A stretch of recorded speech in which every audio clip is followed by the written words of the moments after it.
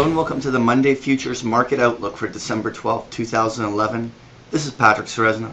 For those of you that have not had the opportunity to try out the eminisource.com trading room, 5-day complimentary memberships are available on the website. As always, we start off with a weekly chart of the S&P 500 going back 3 decades, and we plot an 80-week moving average on there. It does a very good job to depict the bull and bear market cycles we've gone through. All those investors that have felt overall that there's confusion in the markets, rightfully so.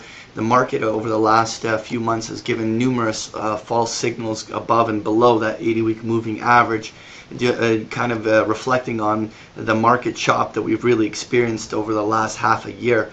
Really at this stage, the market remains relatively non-committal for a move higher or lower, and we still do not have a distinct trend in place. So even though we're looking for certain things on the daily charts, and we're going to talk about them, it's clear that the market has yet to really show its hand as to what bigger picture direction it intends to trend in.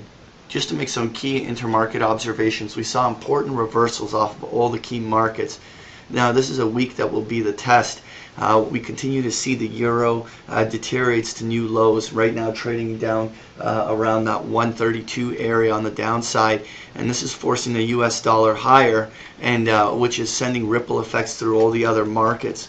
So long as we continue to see a strong US dollar and strong US Treasury bond prices, it will dampen price action on commodities in the stock market. In isolation, if we just look at the charts of the S&P 500, we continue to favor the upside, as they clearly are demonstrating trend. But clearly there are global cross currents here that could play villain to the overall uptrend that we see on the actual daily charts. When we take a closer look at that S&P 500 on the daily charts, overall we've been looking for that wedge to find that support at 1150, and we've been looking for that year-end rally to kind of really push up to the 1320 to 1370 area on the upside. And again, technically on this chart, there's nothing to suggest technically that this cannot occur. But obviously, like those inner markets that we've been talking about, there's a lot of different cross currents that could really kind of throw a wet blanket on the S&P 500 from being able to make this move, particularly if we see a very strong US dollar and strong US Treasury bonds.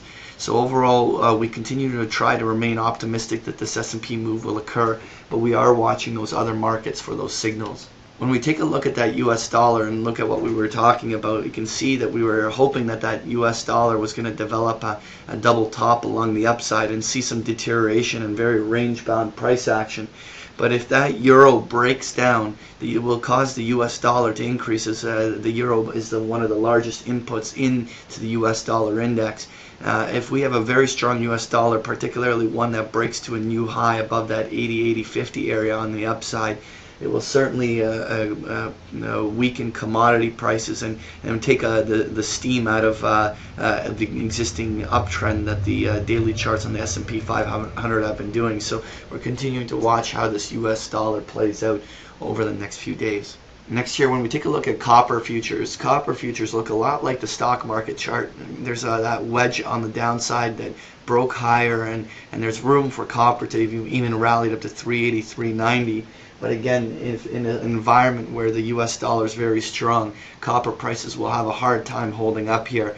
And so if we see the US dollar kind of come off those highs and stabilize, and we see the euro not break down below 132, now that would be the environment that would allow copper to make that continuation pattern higher up towards 380, 390. So we're really watching how that currency move plays out. Next year, when we take a look at the charts of crude oil continues to consolidate or find overhead resistance around that 101, 103 level. It is off this morning, but essentially we're looking at the same environment as copper and the stock market. If the US dollar went through any substantial strengthening because of euro weakness, that will continue to weigh upon crude oil prices unless there's a unique variable to oil, such as more tension in Iran or other variables like that. Then oil could come off there are no other inputs. As the U.S. dollar strengthens, we continue to believe in general that crude oil should hold above the 90-92 level, but even if during a U.S. dollar strengthening cycle, that would mean that there's even $6 downside risk to crude oil during a consolidation point. So we'll be watching where the support lines hold here. The only place that we'd be relatively bullish the crude oil would be any break above 103 with any upside solid momentum.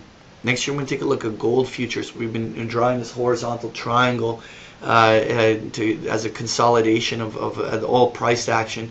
Well, we basically today have had a substantial drop below there, and while the initial break it was inevitable in either direction, because the triangle was just simply getting to its most narrow level. We're going to be watching this existing level around this 1675 level, where all those lows came in November, and this is where gold would have to bounce in order for it to hold. Otherwise, here a breakdown below this level on the downside of gold would immediately open the window for a consolidation down to the 1600 level below.